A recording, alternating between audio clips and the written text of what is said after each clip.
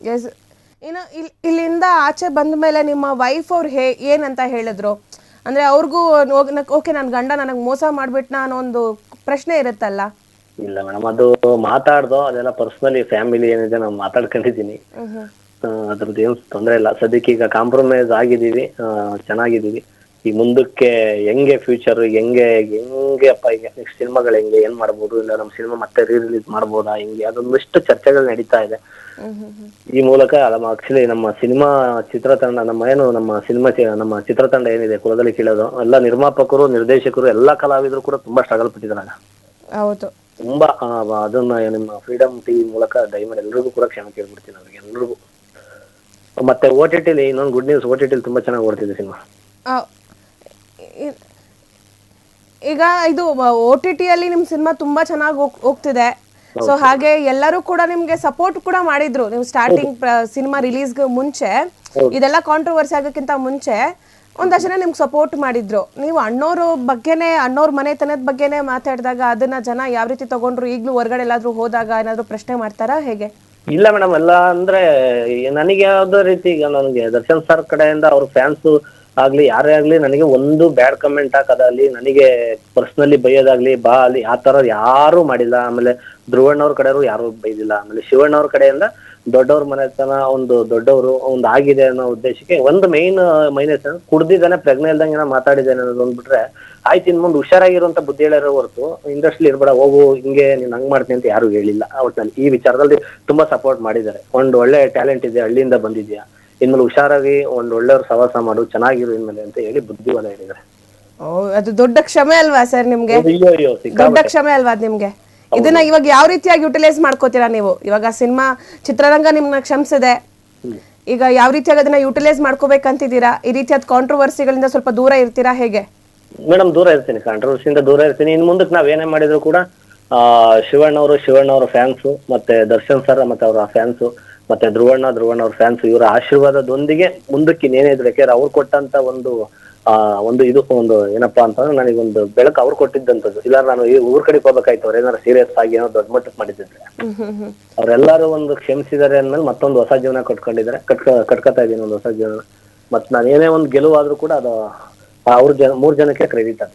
ಒಂದ್ ಭಯ ಇತ್ತಲ್ವ ಸರ್ ನಿಮ್ಮಲ್ಲಿ, ಏನ್ ಆಗ್ಬಹುದು ಹಿಂಗೆ? ಇವಾಗ ಎಲ್ರ ಬಗ್ಗೆನೂ ಮಾತಾಡ್ಬಿಟ್ಟಿದೀನಿ, ಇದು ಯಾವ ಮಟ್ಟಕ್ಕೆ ಹೋಗ್ಬೋದು ಅಂತ ಒಂದ್ ಭಯ ಇತ್ತಲ್ವಾ ನಿಮ್ಮಲ್ಲಿ? ಆ ಭಯ ಹೇಗ್ ಕಾಡ್ತಿತ್ತು ನಿಮ್ಮನ್ನ ಕಾಡ್ತಾ ಇತ್ತು. ಬಟ್ ನಾನ್ ಮಾತಾಡಿದೀನಿ ಅನ್ನೋದು ಅಂದ್ರೆ ನಾನೇ ಖುದ್ದಾಗಿ ಪಕ್ಕ ಉದ್ದೇಶವರೆಗೂ ಮಾತಾಡಿದ್ರೆ ಬಿಡಪ್ಪ ನಾನೇನೋ ಇದೇ ಆಡಿಯೋ ಅಂತ ಡಿಲೀಟ್ ಮಾಡ್ಸೋದಷ್ಟು ಈ ತರದೇನೋ ಮಾಡ್ತಾ ಇದ್ದೆ. ಈಗ ಪ್ರೆಗ್ನೆಂಟ್ ಇಲ್ಲ, ಅದೇನಾಗಿದೆ ಅನ್ನೋದು ನನಗೂ ಗೊತ್ತಿಲ್ಲ. ನಮ್ಗೆ ಆಡಿಯೋ ಬಂದಾಗ್ಲೇ ಗೊತ್ತಾಯ್ತು ನಂಗೆ ಇದು ಹಿಂಗೆಲ್ಲ ಅನ್ಬಿಟ್ಟಿನ ಏನ್ ಕತೆ ಇದು ಅಂತ. ಬಟ್ ಈಗ ಆಯ್ತು, ಈಗ ಕರೆಕ್ಟ್ ಆಗಿದೆ. ಈಗ ನೆಕ್ಸ್ಟ್ ಏನ್ ಮಾಡ್ಬೇಕು ಅನ್ನೋದು ಸ್ವಲ್ಪ ಪ್ಲಾನ್ಗಳು ನಡೀತಾ ಇದೆ. ಫೈನಲ್ ಇವಾಗ ನೀವು ಮತ್ತೆ ಮಿಂಚು ಅವರು ಕಾಂಪ್ರೋ ಆಗಿದ್ದೀರಾ. ನಿಮ್ಮ ಫ್ರೆಂಡ್ಶಿಪ್ ಈಗ ಮುಂದುವರಿಯುತ್ತಾ ಅಥವಾ ಅದಕ್ಕೂ ಕೂಡ ಬ್ರೇಕ್ ಹಾಕೊಂಡಿದ್ದೀರಾ? ಅಂದ್ರೆ ಮಾಮೂಲಿ ಚೆನ್ನಾಗಿರ್ತೀವಿ ಮೇಡಮ್. ಅಂದ್ರೆ ಮೇನ್ ನಾವು ಒಂದಾಗಿದ್ದು ಇಷ್ಟೆಲ್ಲ ಮಾಡಿ ಹೆಂಗಪ್ಪ ಒಂದಾದ್ರು ಅನ್ನೋದು ಕೆಲವರಿಗೆಲ್ಲ ಡೌಟ್. ಹೌದು, ಹೆಂಗ್ ಒಂದಾದ್ರು ಅಂತ, ಹೆಂಗ್ ಮಿಂಚೋರು ನಿಮ್ನ ಕ್ಷಮಿಸಿದ್ರು ಅಂತ? ಇಲ್ಲ, ಮಿಂಚೋರದ್ದು ಏನಂದ್ರೆ ಗೊತ್ತಾ, ನಾನು ಇವತ್ತು ಹೇಳ್ತೀನಿ, ಮಿಂಚೋರು ಸ್ವಂತ ನಿರ್ಧಾರದಿಂದ ಯಾವ್ದೇ ಕಾರಣಕ್ಕೂ ಮಾಡಕ್ ಚಾನ್ಸೇ ಇಲ್ಲ. ಬಟ್ ಅವರು ವಿಡಿಯೋಗಳೆಲ್ಲ ಮಾಡಿ ಹತ್ತಿದ್ರಲ್ಲ ಸರ್, ನಾನ್ ಮನೆಯವ್ರನ್ನ ಬಿಡಲ್ಲ, ನಾನು ಅವ್ರಿಗೆ ಶಿಕ್ಷೆ ಕೊಡ್ತೀನಿ ಅಂದ್ರೆ ಏನಂದ್ರೆ ಕೆಲವೆಲ್ಲ ನಾವು ಬಿಡಿಸಿ ಹೇಳಕ್ ಆಗಲ್ಲ. ಇಲ್ಲಿ ಏನಂತಂದ್ರೆ ಅಂದ್ರೆ ಜೈಲಿಂದ ರಿಲೀಸ್ ಆದಾಗ ಒಂದ್ ಕಡೆ ಅಂದ್ರೆ ಅವಳಿಗೆ ತಂದೆ ತಾಯಿ ಯಾರಿಲ್ಲ, ಜೊತೆ ಒಳ್ಳೆಯವರು ನಿಂತಿದ್ದಾರೆ ಮೇಡಮ್. ಪಾಪ ಒಳ್ಳೆಯವರು ತುಂಬಾ ಸಪೋರ್ಟ್ ಮಾಡಿದ್ದಾರೆ. ಕೆಲವರು ಆಚೆ ನೀನ್ ಸಾಯಿಸ್ತಾರೆ ಅಂತಲೂ ಎದುರಿಸಿ ಆ ತರದೆಲ್ಲ ಮಾಡಿದ್ದಾರೆ. ಆ ತರದೊಂದು ಅವಳನ್ನ ಕಾಪಾಡ್ಕೊಳಕ್ಕೆ ಕೆಲವ್ರನ್ನೆಲ್ಲ ಒಪಿನಿಯನ್ ತಗೊಂಡಿದ್ದಾಳೆ. ಕೆಲವರು ಒಳ್ಳೇದು ಹೇಳ್ಕೊಟ್ಟಾರೆ, ಕೆಲವರು ಕೆಟ್ಟದ್ದು ಹೇಳ್ಕೊಟ್ಟಿದ್ದಾರೆ. ಇದ್ರ ಮಧ್ಯ ನಾವು ನಮ್ಮ ಅಜ್ಜಿಗೆ ಸೀರಿಯಸ್ ಆಯ್ತಲ್ಲ ಊರಲ್ಲಿ, ಆಗ ಮಿಂಚೋರ್ಗೆ ನಮ್ಮ ಮನೆಗೆ ಕಾರ್ಯಕ್ರಮಕ್ಕೆ ಬಂದಾಗೆಲ್ಲ ತಿಂಗಳಿಗೆಲ್ಲ ಊರಿಗೆ ಬರೋರು, ಹಾಸನ ಪ್ರೋಗ್ರಾಮ್ ಇದ್ದಾಗೆಲ್ಲ. ಆಗ ಬಂದಾಗೆಲ್ಲ ನಮ್ಮ ಅಜ್ಜಿ ಕೈ ನಮ್ಮ ಅವನ ಕೈ ಸ್ವಲ್ಪ ಸೆಂಟಿಮೆಂಟ್ ಇತ್ತು. ಹಂಗಾಗಿ ನಾನು ಅವ್ರಿಗೆ ಹುಷಾರಿಲ್ಲ ಅನ್ಬಿಟ್ಟು ಅವ್ರದ್ದು ವಿಡಿಯೋ ಫೋಟೋಗಳೆಲ್ಲ ತಗೊಂಡೋಗಿ ತೋರಿಸ್ತೆ. ಯಾರನ್ನೋ ಭೇಟಿ ಮಾಡಿಸಿ ಮಧ್ಯದಲ್ಲಿ ಫ್ರೆಂಡ್ ಭೇಟಿ ಮಾಡಿಸಿ ತೋರಿಸಿದಾಗ ಇವಳೆ ಪಾಪ ಬೇಜಾರಾಗ್ಲು, ಅಯ್ಯೋ ಹಿಂಗೆಲ್ಲ ಆಯ್ತಾ ಅಂತ. ಅಂದ್ರೆ ನಮ್ಮ ಅವ್ವರಿಗೆ ನಾ ಜೈಲು ಟೇಷನ್ ಕೋರ್ಟ್ ಎಲ್ಲ ನೋಡಿಲ್ಲ, ಹಳ್ಳಿಯಿಂದ ಬಂದಿರೋದ್ರಿಂದ ಅವ್ರಿಗೂ ಸ್ವಲ್ಪ ಹೆಲ್ಪ್ ಜಾಸ್ತಿ ಇದಾಯ್ತು. ಹಿಂಗಾಗೋಯ್ತಲ್ಲ ನನ್ನ ಮಗನ ಪರಿಸ್ಥಿತಿ, ಏನೋ ಹೀರೋ ಆಗ್ಬೇಕು ಅಂತ ಹೋದ, ಹಿಂಗ್ ಮಾಡ್ಕೊಬಿಟ್ಟ ಅಂತ ದಿನ ಕೊರಗಿ ಸ್ವಲ್ಪ ಹೆಲ್ತ್ ಅಪ್ಸೆಟ್ ಆಗಿತ್ತು. ಇವ್ರಿಗೆಲ್ಲ ಹೇಳ್ದಾಗ ಅದು ಮೇಯ್ನು.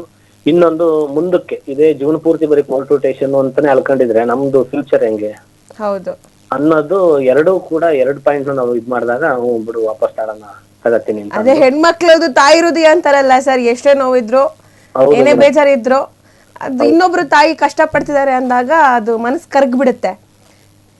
ಈಗ ಮಿಂಚು ಅವರ ಭವಿಷ್ಯ ಹೇಗೆ ಸರ್? ಅವ್ರಿಗೆ ಯಾವ ರೀತಿಯಾಗಿ ಸಪೋರ್ಟ್ ಮಾಡ್ಬೇಕು ಅಂತಿದ್ದೀರಾ ನೀವು? ಮೇಡಮ್ ಒಟ್ನಲ್ಲಿ ಚೆನ್ನಾಗಿರ್ತೀವಿ, ಮುಂದೆ ಹೆಂಗೆ ಗೊತ್ತಿಲ್ಲ, ಇವತ್ತು ಇದ್ದಾರೆ ನಾಳೆ ಸಾಯ್ತಾರೆ, ಅದು ಹೆಂಗೆ ಮುಂದಿನ ಜೀವನ ನಮಗೆ ಗೊತ್ತಿಲ್ಲ. ಒಟ್ನಲ್ಲಿ ಈಗ ನಾವು ಮೊದಲು ಫ್ಯೂಚರ್ ಭವಿಷ್ಯ ಏನ್ ಕಟ್ಕೋಬೇಕು ಅದನ್ನ ನಾವು ನೋಡಕ್ ರೆಡಿ ಮಾಡಿದೀವಿ. ಯಾವ್ದೇ ರೀತಿ ನಮ್ಮ ಅವಳ ಮಧ್ಯೆ ಶತ್ರುತನ ದ್ವೇಷ ಅದು ಯಾವ್ದು ಇಲ್ಲ, ಹೆಂಗಿರ್ಬೇಕು ಹಂಗಿರೋಣ ಅಂತ ಅನ್ಕೊಂಡಿದೀವಿ. ಮಧ್ಯೆ ಕೆಲವರು ಅಂದ್ರೆ ಎಲ್ಲರೂ ಅಲ್ಲ, ಒಳ್ಳೆಯವರು ಮಧ್ಯದಲ್ಲಿ ಅವಳ ಕಡೆ ನನ್ನ ಕಡೆ ಎರಡ್ ಕಡೆ ಸ್ವಲ್ಪ ಮಾತಾಡಿದವ್ರು ಸ್ವಲ್ಪ ಗೊತ್ತಾಯ್ತು ನಮ್ಗೆ. ಹಂಗಾಗಿ ನಾವು ಕೆಲವ್ರು ಯಾರ ಜೊತೆ ಇರ್ಬೇಕು, ಯಾರ ಜೊತೆ ಸೇರ್ಬಾರ್ದು, ಯಾರು ನಮ್ಮವ್ರು ಯಾರು ತನ್ನವ್ರು ಅನ್ನೋದು ಇದೊಂದು ಆದ್ಮೇಲೆ ಎಲ್ಲ ಗೊತ್ತಾಗಿದ್ದು. ಹಾಗಾಗಿ ಸ್ವಲ್ಪ ಹುಷಾರಾಗಿರ್ತೀವಿ ಮೇಡಮ್ ಹಿಂಗೆಲ್ಲ. ಕ್ಷಣ ಕ್ಷಣದ ಸುದ್ದಿಗಳಿಗಾಗಿ ಫ್ರೀಡಂ ಟಿವಿ ಸಬ್ಸ್ಕ್ರೈಬ್ ಮಾಡಿ, ಲೈಕ್ ಮಾಡಿ ಹಾಗೂ ಫಾಲೋ ಮಾಡಿ. ಹೊಸ ಸುದ್ದಿಗಳ ನೋಟಿಫಿಕೇಶನ್ಗಾಗಿ ಬೆಲ್ ಐಕಾನ್ ಮೇಲೆ ಕ್ಲಿಕ್ ಮಾಡಿ.